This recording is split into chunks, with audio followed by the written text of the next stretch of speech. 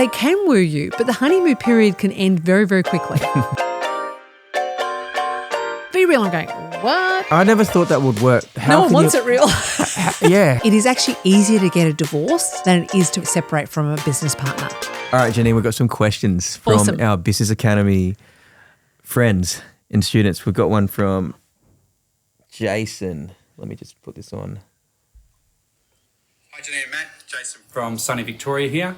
My question is, what's one unconventional lesson or insight from your journey that you think has been crucial to your success?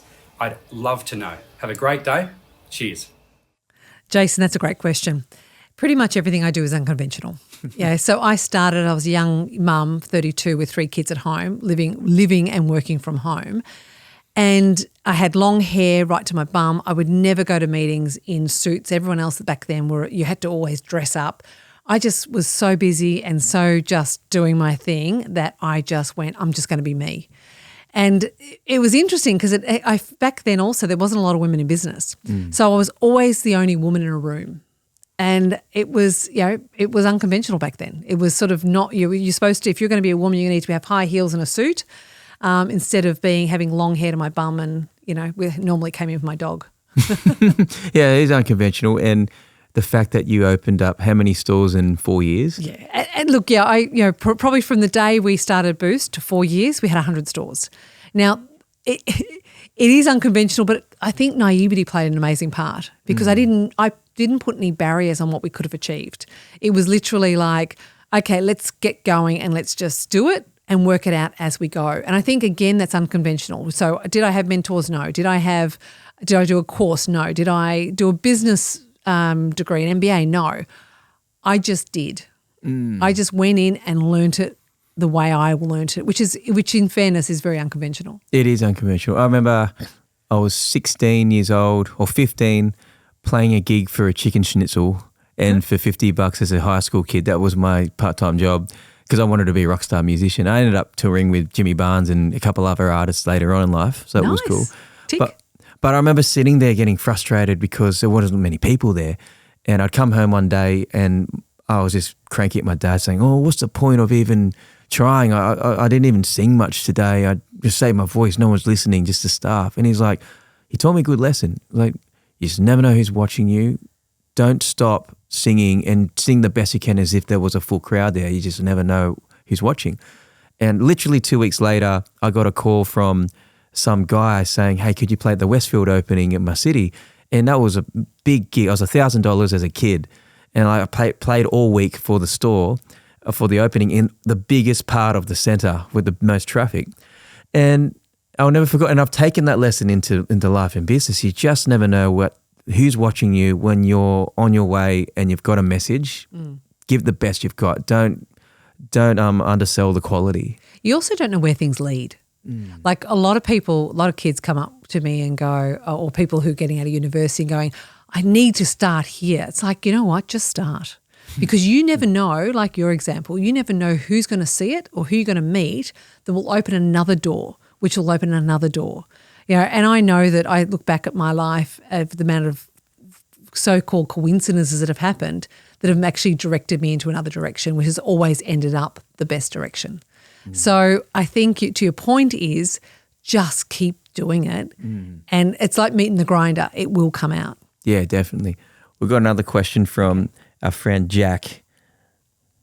Go, Jack. Hey, Janine and Matt. I've got a question around pricing models. I've commonly seen 2 models and I just wanted to hear your thoughts on them, whether one works better than the other and whether or not you can switch between them. The first one is low pricing, high quantities, average quality. For example, Temu entering US, Australia markets and disrupting the market share of Amazon with lots of low price products. The second model is high pricing, low quantities, high quality, such as tailored services where they will place their pricing and branding in such a way that they'll have less customers, but all the customers are willing to pay and are high quality customers. Great question, Jack. The answer to it is neither's wrong or right. You've got to know your brand. Like Temu, Right? Temu has come in and they're not pretending they're a high quality brand. You look at their website, you look at everything they do and it looks cheap. It looks like reject shop, right? Now, both models are great models. They're saying, come to us, it'll be cheap. May not last, but it'll be cheap. Now, it's not actually about what people are looking for is value. So, for example, if you were a Bentley buyer, right, and if you bought a Bentley for maybe $300,000, you might think that's good value because of the quality, the craftsman, the history, the brand. It's great value. If you are into bags, right, which I'm so not into bags, but if you are, you might find buying a Gucci bag is good value.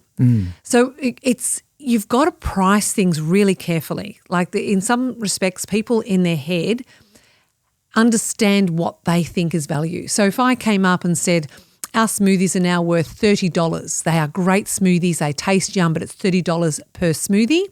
You would go, that's poor value. And even though you'd go, well, hang on, you'd make more money if it's $30, you'd have less sales.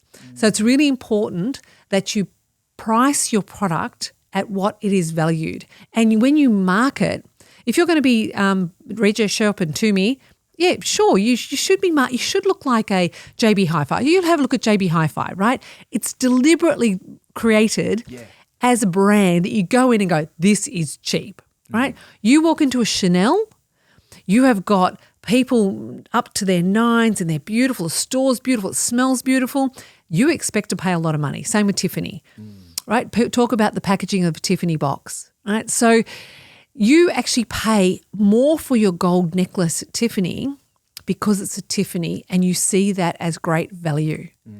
So either to Jack's question is, there is not a right or wrong, but understand what your brand is and where it sits in whether you're in the cheap and cheerful or you're in the luxury brand, and market effectively and appropriately for that. Yeah, that's so brilliant. And black and white for me, some people think cheap's bad or that's bad. There's a place for both ends of the spectrum. Like look at food. We got McDonald's, and what do we pay for McDonald's? You wouldn't go to McDonald's and imagine Gordon Ramsay went to McDonald's to rate the burgers. It's like, what's the expectation isn't they don't expect like a 5-star thing there, like a Michelin star.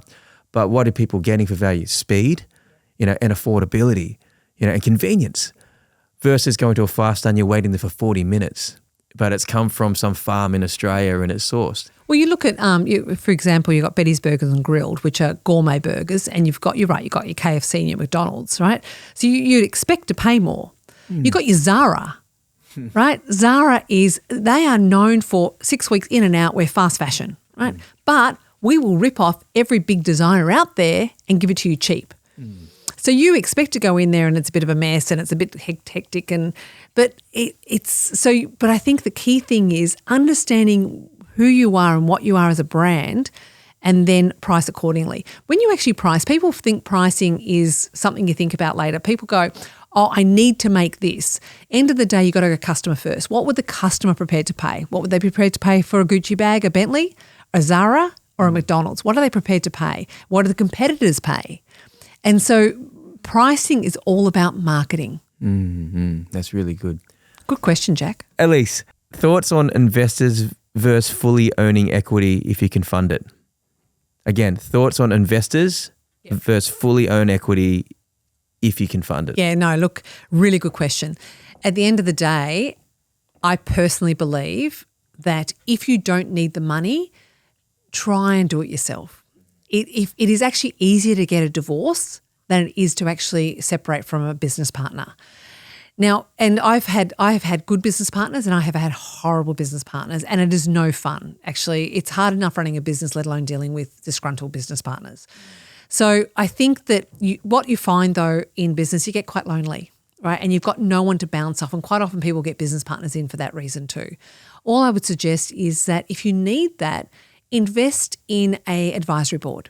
Or invest in things like the Business Academy. So you're actually surrounded by other like-minded people that you can bounce off. Things like YPO or the CEO Circle or any of those business groups. I would invest in there before I would think about a partner, unless it's a strategic partner.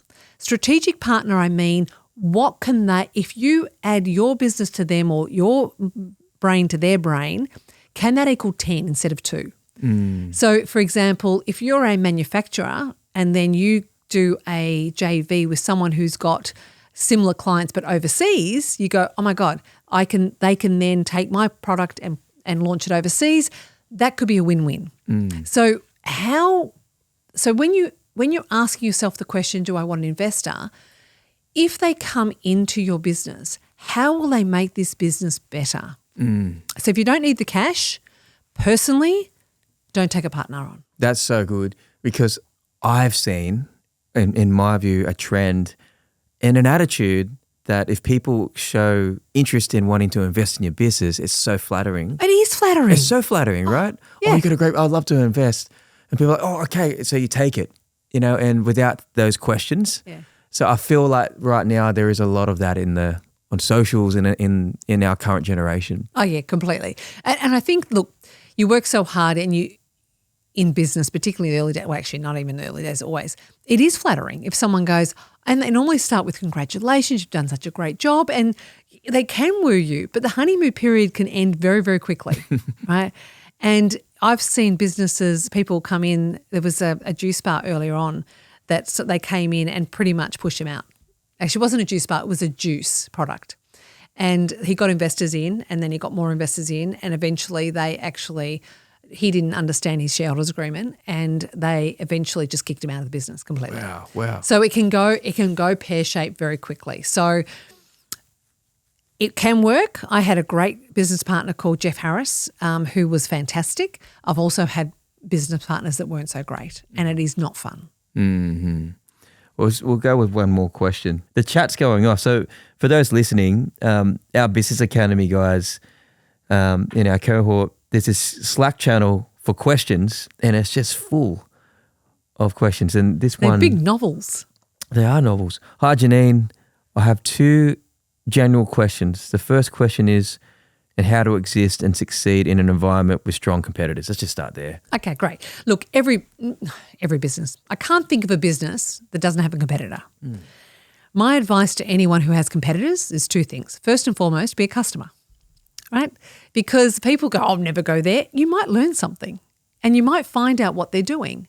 But my second piece of advice is focus on your customers, not your competitor, which is kind of counterintuitive because I'm saying being a customer. So be aware, but don't go to war with them. Don't the amount of wars we were at juice bars, the amount of wars we had when in the 2004 to 2006 with all the juice bars opening up, and they were attacking us everywhere. I just ignored them. I just went, just do what we do well, focus on our customers, focus on your strategy where you're going, and you'll be fine. If you get caught up or distracted by what a competitor's doing and then trying to counteract them, it actually, the customer hates it. They just don't like it. So don't do it. Focus on your own customers, not trying to destroy another business, because to be honest, they'll destroy themselves if they're coming to get you. That's so good. Yeah, a lot of businesses will tie the noose around their own neck by trying to get in that rat race. And if you personify a business and make it a human, what makes a secure human? What makes you a confident person? You don't want to compare yourself in that way, even in society, where you're like, oh yeah, they look better than me. I'm going to have to wear what they wear, have their hairstyle, and it may not suit you.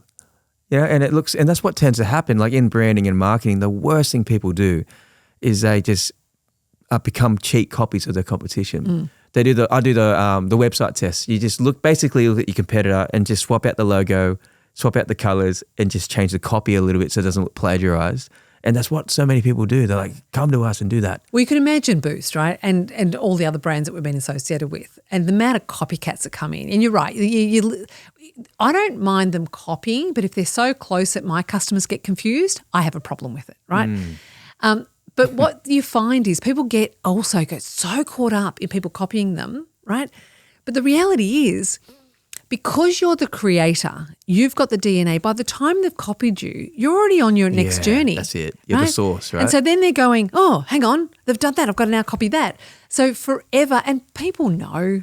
Like we've talked about Zara before in some of these conversations, and Zara says, hand up, we copy, right?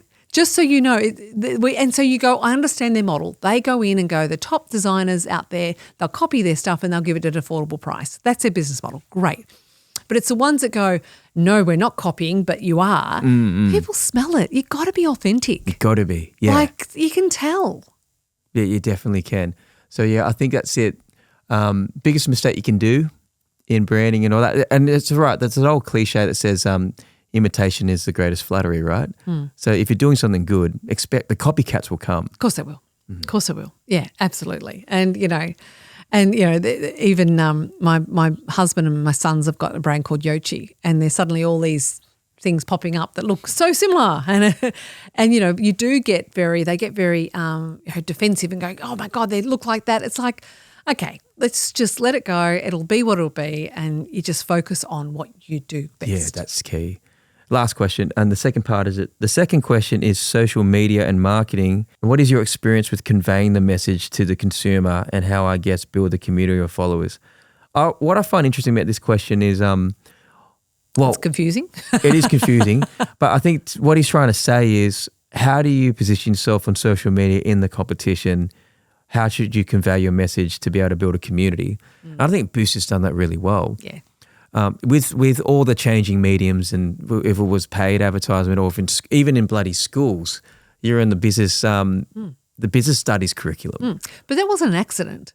So I remember they came to me and said, would you mind if this information goes into the textbooks, or would you do a video for us, right? And I thought to myself, because I just think marketing is really easy. I go, who's our target market, and how do I want to build my business one customer at a time. So if I'm in a classroom and these kids are sitting there in the classroom and they've got to understand my story and they've got to research it, then how good is that marketing? It's so good. You want to be in the textbooks. You want to be there, right? So the amount of kids, I must admit they should get an updated video, because I looked at it and my hair is literally to the floor and I'm looking like bedraggled and I'm answering these questions. So if anyone in the education department is looking at me, I'm happy to do an updated video. Government, please contact Janine at gmail.com. No, that's not her. Because seriously, I think it was 2002 I did that, right? So update it. But I think the key thing is that I knew that I would be able to touch base with hundreds and hundreds of students, which are my customers. Why wouldn't I do that? People get caught, I don't see the value in that. In actual fact, with media, you got to do a lot of things, and at some point it clicks over to, it's called The Tipping Point. There's a book on it called The Tipping Point, where you put it in, and suddenly it goes over. It's like that, they talk about instant successes that took 10 years, right?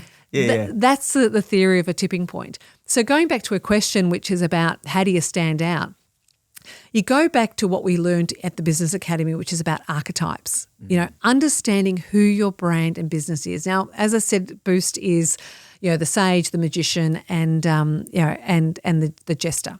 So, what we do is we have a lot of fun with it. We create new things. We it's the health component, but also it's a jester. We have fun with it.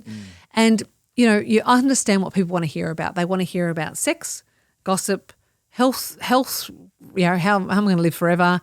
And I can't remember the last one. But anyway, there's a last one, right? I can't remember. Anyway, but and if you can focus around those things that people want to know, then you will get traction.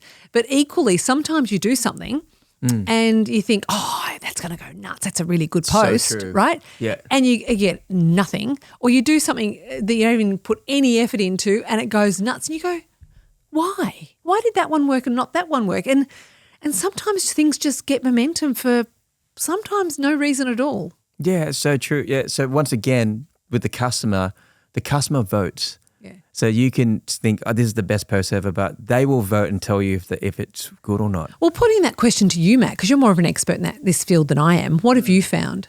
Yeah, well, social media, I feel like there's 5 things that make you stop the scroll. Like the new traffic is obviously all the platforms, and you're in competition with it, and you've got algorithms and all that.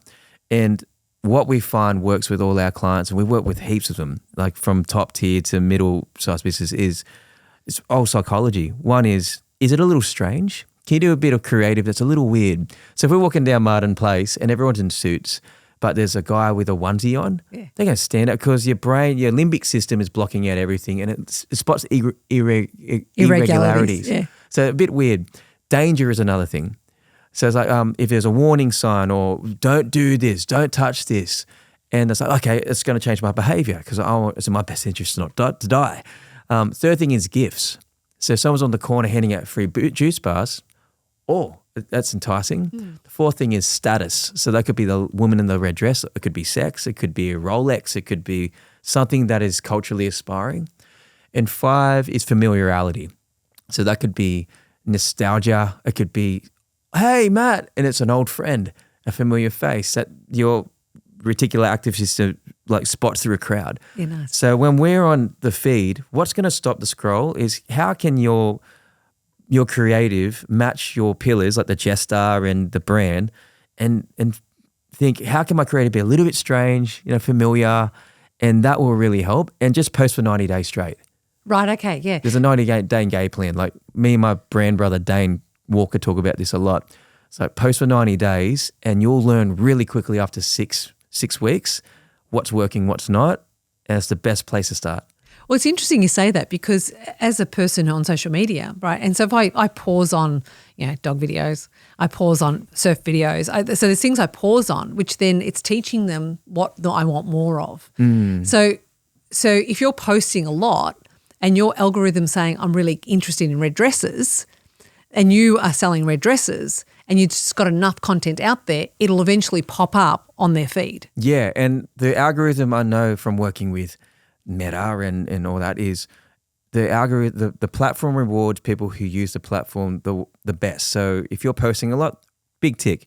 If you're making someone spend time, it's a very simple formula, time spent on post, right? So if you stop and you're reading, and reading requires you to spend time to scan it, that's telling the platform that's something's happened here. So if we can do that, that's why hooks are important with videos. That's why reading's really cool with text. So you got to mix up the mediums. Yep. Sometimes a really long text on, say, Instagram or Facebook's great because it forces you to go, oh, and you spent 5 seconds on it. And then all of a sudden this thing's following you around. Yep. No, you're absolutely right. You teach this, don't you? Yeah, I teach this all the time. That's what we do with a lot of our clients. So, it's matured. Social media's matured. It used to be the Wild West. It changes. I mean, it was MySpace. MySpace had it. Did you have a MySpace? Theirs. Probably. Yeah. I think everyone did, but no one understood it really. They sort of got into it and went, okay, it was sort of the first Facebook, and then Facebook came, and then Facebook was the juggernaut, and then the kids are now on Snapchat, and then that I'm sure that would be replaced by something else. And it's just this, I've never known something to be so popular, like say a Facebook, and then something else to then shadow it, make it a shadow, like Instagram, and they do it to themselves in some respect because they change the algorithms to try and find their business model. So, but it's really interesting, and now you've got the TikToks really doing, but it's just like there's so many platforms, and I think and really targeted for different things. For example, TikTok's all video. It's you can't post pictures and you can just post pictures with stories now, but they have to move somehow, don't they? Like they kind of have to. Yeah, it's not like you can't just post carousels and things like that, like on TikTok as much as it's not like Instagram. In Instagram, you can't just do like a status update like with your friends on Facebook. And it's funny, they're all copying each other's functionality. So Instagram being the big mover will copy Snapchat's feature of disappearing stories, and so I'll move first, and they will. And then Be Real. Did you get into the Be Real? Yeah, Be Real, yeah. Right. Well, Be Real, they're all off it now. Yeah, right? It's radio silence. Yeah. So it was sort of the biggest thing since sliced bread, and everyone was like, it's Be Real. I didn't even know what they were talking about. My daughter's going, it's Be Real. I'm going, what? Yeah. I never thought that would work because I thought, no one wants it real. No one wants it real. And it's like a ticking time bomb. So those who don't know what Be Real was, it's like you never know what time you have. It will send a notification to you to post right there and then. And you have to do it wherever you are, so it's more authentic. So you could be on the toilet. Yeah. No one wants to see that crap. No. Literally. Yeah. No, it's true. It's true. So, but it was huge, and then it wasn't. Yeah, and I was always thinking, how would a business commoditize from that? How would a business use that for their advertising and things like that? And I just never could figure out the pathway there for it. But in the early days, though, with Facebook and Instagram, particularly before the algorithm change, people created multi-million-dollar businesses out of the reach they could get from Facebook and from Instagram. And then people sort of went, well, hang on, suddenly I went from being able to reach 100% of my followers to 10%. Yeah. And that suddenly it's like they went, hang on, how does that work? So, but then again, you can't blame Facebook and Instagram. They're a business. They're a business, yeah. They're trying to monetize it. And you're getting incredible exposure and incredible marketing from a platform. But you know, there was a point though, which I really think they're smart, is they gave you that for free. Yeah. And then they got you hooked in, and then they got the customers hooked in, and there they're going, well, it's now going to cost anything. But again, I don't think they're evil. I just think that they, you know, enabled people to test and try to then work out where they cost. So the cost of acquisition now is a lot more expensive than it ever was. Yeah, the bait is much more expensive to catch the fish, that's for sure now. But equally, it means that, you know, other brands that are coming in, whether it's TikTok or other ones, who are in that same journey, it's just trying to be that early adopter to actually get on early before they change it, so it becomes really expensive to advertise. That's what I liked about TikTok at the start particularly, and it's still very generous with its algorithm. But people love TikTok because it was, you could post something and it would reach thousands and thousands of people with 0 followers. Yeah. So, and that was something that's value piece. You post on Instagram as crickets sometimes versus that. It's like, wow. And it created superstars overnight, and people, it's now starting to monetize and people are using it. But for me, it's like, it's about tapping into the brain in humans and being about the customer. And what we both agree on a lot is, on social media, don't just every single post trying to sell something. Oh my God, no. Don't be a freaking billboard. Like you got Gary V's thing is jab, jab, jab, left hook. So like jab, jab, jab, left hook is like right across the hook is give, then ask. Yeah. So give value, educate, inspire, entertain. And that's exactly the rhythm actually on sports, free-to-air TV, and also the ratio for how many ads you see after posts. So if you look on Instagram, it's about 4 posts before you see a sponsored one.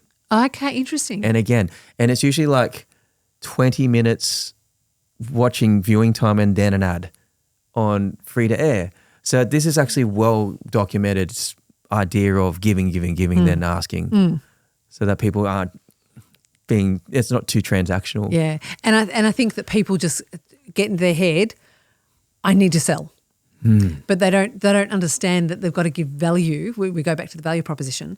You've got to give value, for then you have the right to ask. But you've got to create a relationship of some sort with people before you go, give me money. Yeah, give me money. Yeah, it's like going up to the girl on the bar when you never met them and say, marry me. That's what I always say. Sex now. Sex now, please come home with me. You got to buy the drink. You got to take them over dinner a number of times, and then you got to call. You got to That's actually a really good analogy. Really, you don't go up. As I said to my husband, being a bit rude, foreplay's not a tap on the shoulder, honey. Right? You've got to if you want to have sex, make me a beautiful glass of wine and put some candles on, and give, and then you'll get something. Yeah. None of this. You reckon it? You ready? Yeah. Or demands like, I'm your husband. Or I know, you should know. Well, no. Yeah. I've totally, that's funny. For those guys out there, tapping the shoulders. Tapping the shoulder doesn't work. Okay, well, that's really good. So for our business academy community, we're going to answer your questions via our cohorts and also on things like this. So make sure you keep sending them through. It's fun.